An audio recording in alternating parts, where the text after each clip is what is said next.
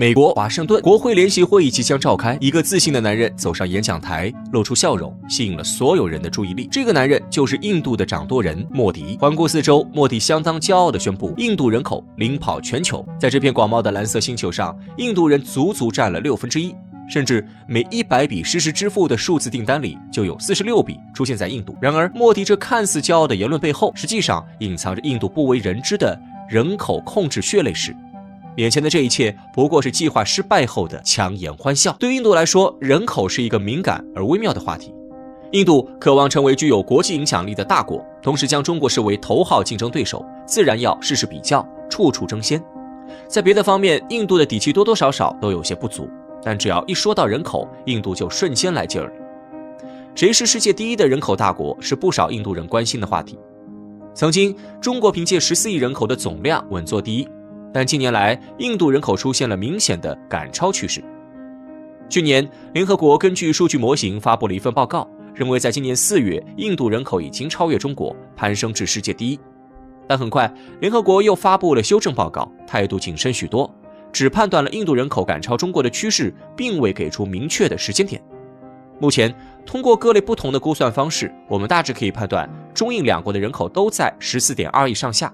但谜底的真正揭晓，恐怕要等到印度最新人口普查数据的出炉。原本印度在2年前就应当推行普查，但受多方面因素影响，推迟至今尚未启动。明年又恰好是印度颇受关注的大选年，在当前的局势下，莫迪能否连任才是印度政坛最要紧的事。因此，这次人口普查很可能会推迟到大选结束后。或许印度人口会超过中国，甚至可能在未来很长一段时间里，世界第一人口大国的标签将牢牢烙印在印度的身上，成为印度的代名词。而这个第一，中国并不想争。中国深知人口既可能成为经济发展的红利，也有可能反过来成为阻碍。因此，中国的人口政策总是随着社会的实际情况而变化。无论具体的举措如何调整，但国家始终能维持对人口数量的控制力。相比之下，印度人口只能用脱缰2字来形容。尽管身为总理的莫迪曾在多个场合表达过对印度人口的积极态度，他说，印度是一个古国，但印度拥有着大量的年轻人口，这意味着印度不仅拥有着充足的劳动力，还蕴含着尚未被开发的庞大市场。这些人口最终将帮助印度成为最具实力的世界工厂。乍一听，印度政府似乎对这个世界第一的人口总量相当满意，但实际上，从上世纪50年代开始，印度便开始了轰轰烈烈的计划生育行动。讽刺的是，越是约束，人口增长越多。如今的印度政府不过是有苦难言，只能大唱高调，缓解计划生育政策失败的尴尬。1951年，一份国家人口控制计划横空出世，拉开了印度计划生育的帷幕。当时，印度全国上下大约有4亿人口，生育率高过当时的中国，平均每个印度妇女都要生育6个孩子以上。身为发展中国家，这样的人口数量明显过载。于是，为了消除贫困，印度政府呼吁每个家庭最多只能有2个孩子。但是，尽管计划生育政策已经制定，但落地却存在着重重阻碍。在往后的将近20年时间里，这份人口控制计划几乎成为了一纸空文，始终无法推行。直到英迪拉甘地上台后，这种情况才发生了改变。英迪拉甘地是印度第一位女性领袖，在她看来，想要控制印度的人口，关键在于男性。上世纪70年代的印度尽管进行了现代化改造，但男尊女卑的陈旧观念无法在短时间内消除。因此，在生育这件事上，女性其实并不掌握话语权，而是要听丈夫的话。为了能彻底改变现状，英迪拉甘地下了狠手，一场前所未有的男性绝育运动成为了印度计划生育史上最浓重的一笔。英迪拉将男性绝育变成了一种强制性行为，但凡是生育了2个孩子的男性就必须实施输精管结扎手术。英迪拉规定，是否结扎将与升职、分房、带薪休假等直接相关。那些身为公务员的男性必须带头进行结扎手术，警察更是会亲自上门规劝男性公民。这场雷厉风行的结扎行动自然引起了印度男性强烈的反对，但在这种情况下，英迪拉竟然还足足支撑了19个月。在这时期，印度男性的结扎人数高达100万。然而，这场运动也为英迪拉带来了政治危机，令他在政府内的地位受到了动摇。随着英迪拉遇刺身亡，该计划也不了了之。但是，印度政府内部始终没有停止推行计划生育政策的尝试。比如，2021年，印度的北方邦与阿萨姆邦都准备推行计划生育，北方邦希望以地方法律的形式控制人口数量。这一次，政府转变了策略，由过往的惩罚为主，改变为了奖励。很快，阿萨姆邦也跟上了北方邦的脚步，对两孩政策进行了支持。据悉，两孩家庭将在多个方面享受补贴，只要该家庭中有任意一位愿意绝育，那么便可以获得退税、购房、水电费返现等多项福利。不仅如此，带头支持政策的公务员还能延长产假与陪产假，甚至将有额外的加薪。可见，两个地方政府拿出了十足的诚意。但从推行结果上来看，印度人似乎并不买账。印度控制人口数十年，仿佛只是竹篮打水一场空。事已至此，我们不禁要问一句：印度的计划生育行动为何会走向失败呢？其实，印度人对生育的执念背后隐藏着深刻的文化密码。首先，计划生育与印度的宗教信仰背道而驰。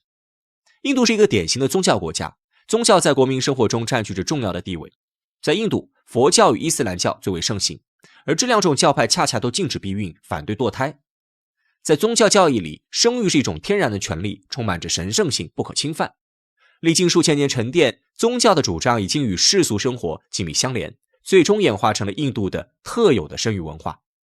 这种生育文化自成一体，不受现代全新的生育观冲击。此前，北方邦与阿萨姆邦的计划生育政策颁布没多久，就有人提出这是对人道主义的践踏，势必给社会造成严重的不良影响。可见，多生多育的观念始终在印度社会中拥有着深刻的基础。其次，除了受宗教影响外，印度的婚姻与家庭习俗也是导致计划生育失败的重要原因。印度崇尚早婚，而早婚也与宗教文化息息相关。女性早早的进入婚姻，回归家庭，被视为一种虔诚。据多重数据表明，结婚的时间往往会与生育率直接挂钩。简单来说，习惯早婚的地区生育率高，而推崇晚婚的地区生育率也会出现明显的下降。不仅如此，在印度人的家庭观念里，大家族始终备受推崇，多子多福是萦绕在印度人心中的信仰。这种信仰与宗教的神圣性相融合，也与经济的实际需求捆绑。印度经济整体发展有限，人们为求自保，便更希望多培养几个子女，以应对未来的风险。纵然现代化的浪潮已经席卷全球，但在经济不容乐观的大背景下，观念的革新恐怕也难以推动。另外，生育的无法控制也与印度女性地位过低脱不开干系。2020年，联合国人口基金会曾经发布了一份特殊的白皮书，用于阐述世界人口的发展现状。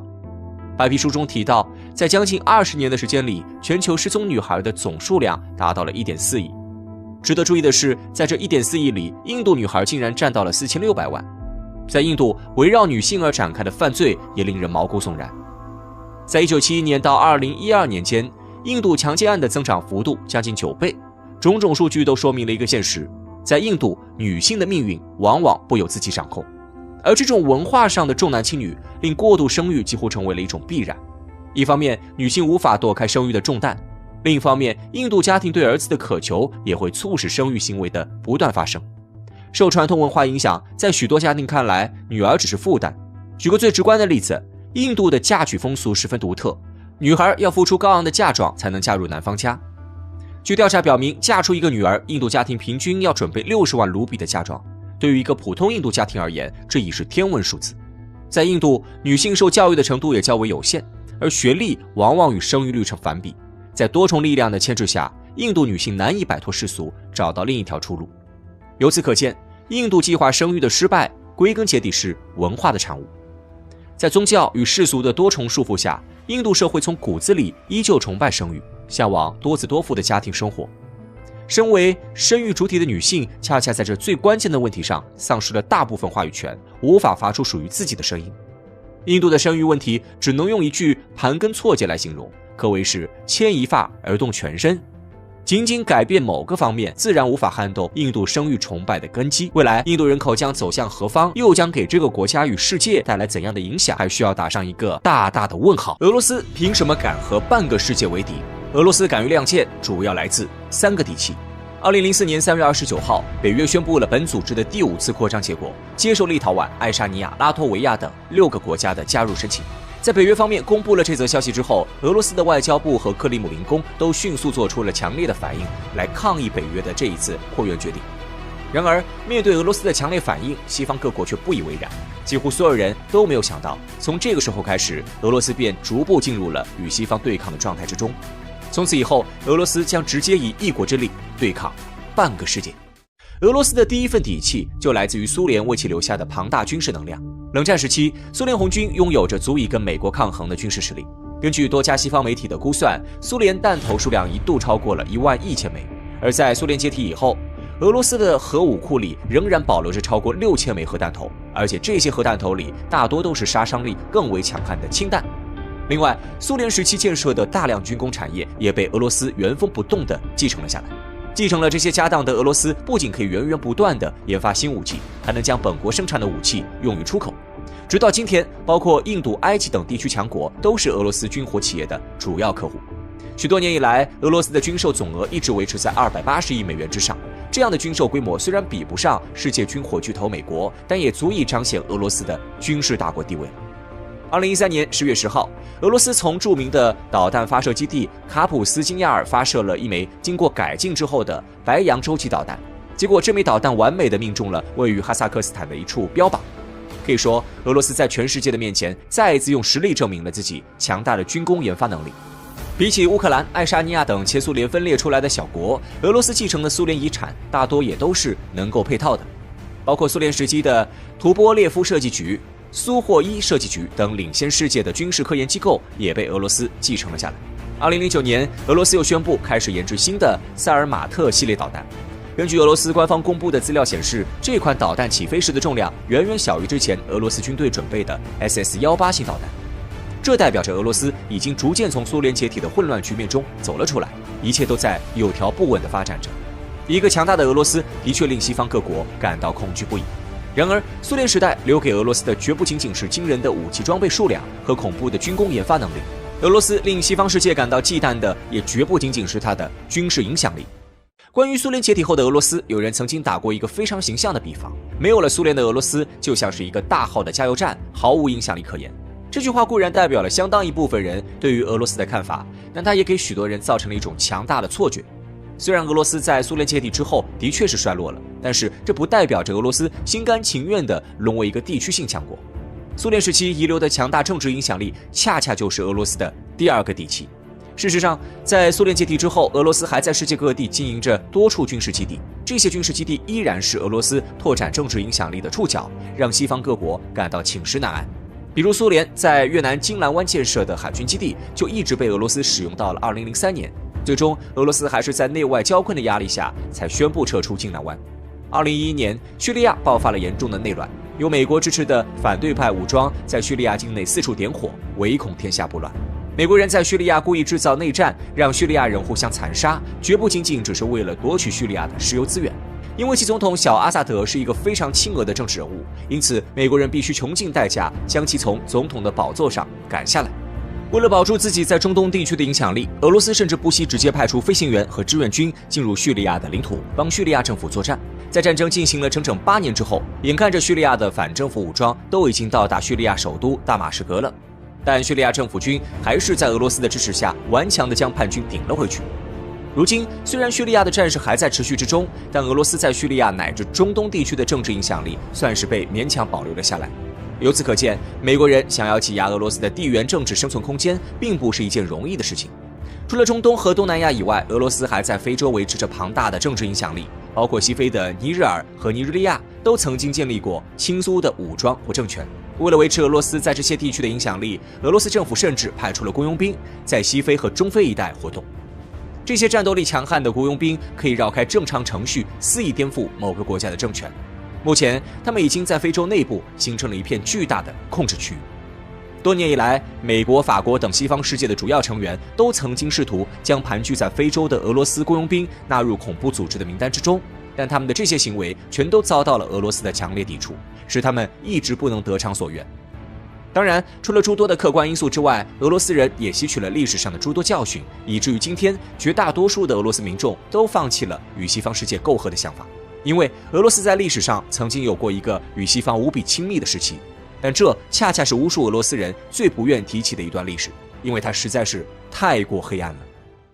1991年，随着苏联的解体，俄罗斯迎来了一个全面亲美的时代。由于俄罗斯的初代总统叶利钦是一个铁杆的自由派，俄罗斯在他的带领下几乎成了美国的小跟班。在经济上，俄罗斯进行了空前的市场化改革，一时之间，卢布的价值出现了连番跳水，无数普通俄罗斯人的积蓄就在这一轮浩浩荡荡的经济改革浪潮中瞬间蒸发了。随后，多家美国公司陆陆续续地进入了俄罗斯境内，开始大肆收购苏联时期遗留的国企和厂矿。整个俄罗斯最有价值的资产几乎都被美国人和西方资本家抢购一空了。看着支离破碎的国家，许多俄罗斯人才恍然大悟，原来大家都被先前的自由派政客给欺骗了。西方和美国永远都不会让俄罗斯有真正强大的机会。